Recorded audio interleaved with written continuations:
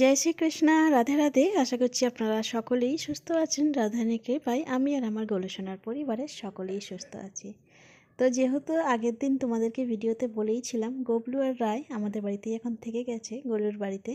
তো এই দেখো, আজ গলু একদম রায় আর কিশোরীর মাঝখানে বসেছে, একদম জমিয়ে বসেছে। প্রথমে লক্ষ্য রাখিনি, তারপর যখন ভিডিও করছিলাম তখন দেখছিল, আরে বাবা, তুমি তো দুই সখীর মাঝে বসেছো, খুব আনন্দ না? তো ওদেরকে এখান থেকে বসিয়ে নামিয়ে তারপর সিঙ্গার করিয়ে তারপর ওখানটা বসায়। তো এদিক ওদিক হয়েই গেছে, এটাই ভাবি। কারণ গরুরা মাঝে মাঝে ওদিকটাও বসে, মাঝে মাঝে এদিকটাও বসতো, বাচ্চাগুলো বসতো। তো যেহেতু রায় আর গবলু আছে, তো তার জন্য এদিক ওদিক হয়তো হয়ে গেছে। আর এই যে রায় আর গবলুর যে সিঙ্গারটা দেখছো, সেটা নিয়ে একটু লীলা আছে, সেটাও আপনাদেরকে বলবো। আর সাথে বলবো যে গবলুর মায়ের সাথেও একটা ছোট্ট লীলা গবলুর সেটা আছে, সেটাও আপনাদেরকে বলবো। তো তার আগে যারা এখনও পর্যন্ত আমার চ্যানেল নতুন, যারা এখনও পর্যন্ত আমার চ্যানেলটি সাবস্ক্রাইব করেননি, তারা প্লিজ সাবস্ক্রাইব করে নেবেন এবং পাশে থাকা বেল আইকনটি ক্লিক করে নেবেন, যাতে আমি যে কোনো ভিডিও পোস্ট করলে আপনাদের কাছে সঙ্গে সঙ্গে নোটিফিকেশান পৌঁছায়। তো প্রথমেই এই লীলাটা শোনাই, যেটা হচ্ছে গবলুর শাক ভাজা খেতে ইচ্ছা করা। তো আমি জানতাম না গলুর ঠাম্মিও শাক এনেছে আজকে। আজকে আমাকে বলবে যে কী শাক নেবে, মেথি শাক না খেসারি শাক, আমাকে বলেছিল। তো আগের দিন ভিডিওতে তোমাদেরকে আমি দেখিয়েছিলাম যে গলু শাক ভাজা দিয়ে ভাত খাচ্ছে, এবং সেই দিন রাত্রেই গবলুর মা স্বপ্ন দেখে যে গবলু শাক ভাজা দিয়ে ভাত খেতে চাইছে, সেটা আমাকে বলতে পারছে না গবলু। এই যে দেখো, ওকে এখন শাক ভাজা দিয়ে ভাত খাওয়ানো হবে। তো আজকে সকালে আমিও অতটা করিনি, আমি ভেবেছিলাম, আমি তো খুব একটা সবজি বলি না, যেগুলো নিয়ে আসা দেয় গলুর দাদু সেগুলোই করা হয়।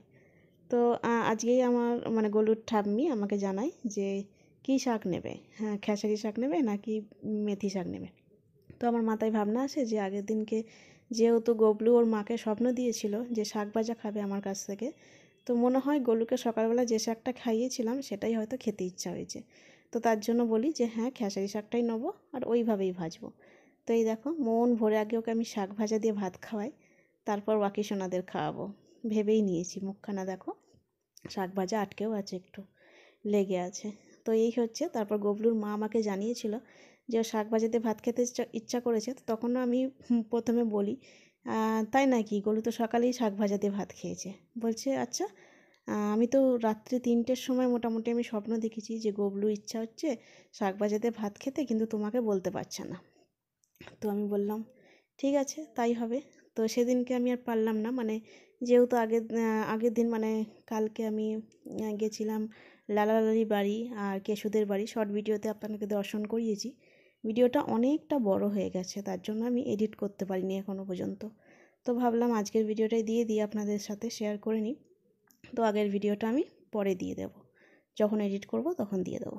আর এই দেখো, তোমাদের কিশোরী সোনা আর গোলুবাবু সকলকে আগে শাক ভাজাতে ভাত দিয়ে দিচ্ছি, তারপর আমি এঁচোড়টা দিয়ে দেব। এই চুটকিটার এখনও অঙ্গরাগ করা হয়নি, এসেছে চুটকিটা অনেক দিন হয়ে গেল, প্রায় সময় হয়ে উঠছে না। তাড়াতাড়ি যাতে ও চুটকিটার অঙ্গরাগ করে দিই, এটাই যা ভেবে নিয়েছি আজকালের মধ্যেই মোটামুটি আমি করে ফেলবো ওটা। তো ওর যে বাড়ির লোক, সেও অনেক জায়গায় ঘুরেছে ওর অঙ্গরাগের জন্য, কেউ চোখ বসাতে পারেনি বা দোকানে দোকানেও ঘুরেছে, কেউ বলতে পারেনি যে ওর অঙ্গরাগটা কীভাবে হবে না হবে। তো তার জন্য ওকে ফেলে রেখেছিল, আর ওর পরিবর্তে আর একটা গোপাল নিয়ে এসে ওরা সেবা দিচ্ছিল। তো তারপর আমি আর কিছু বলি না, আমি চুপচাপ থাকি। তো তখন তারপরে আমাকে জিজ্ঞাসা করে যে তুমি তো অঙ্গরাগ করতে পারো, তুমি একটু ওকে ঠিক করে দিতে পারবে? তো প্রথমে বলেনি, প্রথমে আমিই বলছিলাম যে কেমন, কি হয়েছে যে ওকে রেখে আবার একটা গোপাল নিয়ে আসা হলো।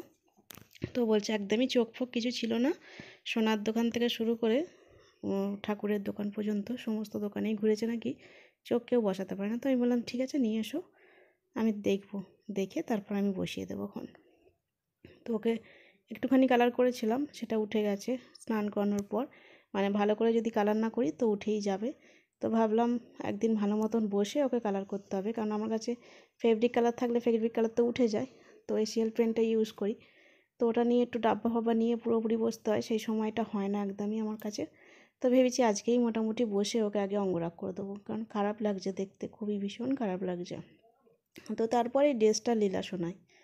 তো এই ড্রেসটাই পিঙ্ক কালার যে ড্রেসটা, যেটা রায় আর গবলু পরে আছে, সেই ড্রেসটা গলু হঠাৎ দেখি যে গলু দেখাচ্ছে রায়কে আর একে গবলুকে, যাতে ওই ড্রেসটা আমি দিই তার জন্য, মানে ওই ড্রেসের সেবা গলু দিতে চাইছে। তো এখন সবার বাড়িতেই মোটামুটি সেবা যাচ্ছে, ড্রেসের সেবা, মানে খুব হয়ে উঠছে না সবাইকে দেওয়ার, মোটামুটি তাও 4-5 জায়গায় মোটামুটি গেছে, আরও 5-6 জায়গায় যাওয়ার জন্য রেডি হয়ে গেছে, ওটা ডেলিভারি যাবে, ঠিক আছে। তো এগুলো সব বলতে গেলে গিফটেরই যাচ্ছিলো। তো এবার গলুর আবদার যে ওদেরকে এটা দিতে, তাও আবার সরস্বতী পুজোর জন্য। তো আমি বলেছিলাম সরস্বতী পুজো একটা হলুদ ড্রেস রেডি করবো বলে কাপড় ফাপড় সব মোটামুটি কিনে রেখে দিয়েছি, যে ওটা সকল সোনাদের হবে, যদিও জানতাম না গবলু আর রায় আসবে। তো তারপর দেখো সন্ধেবেলার টিফিন হয়েছিল এইসব তেলে ভাজা। তো যাই হোক, তারপর আমি গলুকে মানে জানাই যে হলুদ ড্রেসটা তো পরার কথা ছিল বাবা, সবার জন্য হলুদ ড্রেসটাই হবে, আর রায় আর গবলুর জন্য সেম হবে। তো না, আবদার করেছে যেহেতু এটা খুব সুন্দর এবং পিঙ্কি একটা আছে, সেটা আমারও পছন্দ, গলু জানে। যখনই আমি এই পিসটা এনেছিলাম, মানে এই পিঙ্ক কালার যে পিসটা এনেছিলাম যেটা গবলু আর রায় পরে আছে, তখনই আমি ভেবেছিলাম এটা সকল সোনাদের জন্য আমি বানাবো, আমার সকল সোনাদের জন্য। তো তারপর বললো যে ঠিক আছে, পরের কোনো এই শিবরাত্রির আসছে তখন একটা অন্য কিছু ড্রেস পোশাক পরিও, এইটা আমাদের এই সরস্বতী পুজোতেই পরিও। তারপর যেহেতু গলু আর কিশোরীর থেকে গবলু আর রায় একটু ছোট, মানে একটু বডিতেও ছোট, তো তার জন্য আমি ভাবলাম যে ঠিক আছে, যেগুলা প্রথম আমি দর্শন পেয়েছিলাম গবলু আর রায় এইভাবেই পুরো বসে আছে দুজনে এই রকম গেটআপে আর এই রকম পোশাকেই, তো তার জন্য ওদের জন্যই আগে কিন্তু সিঙ্গারটা রেডি হয়েছে।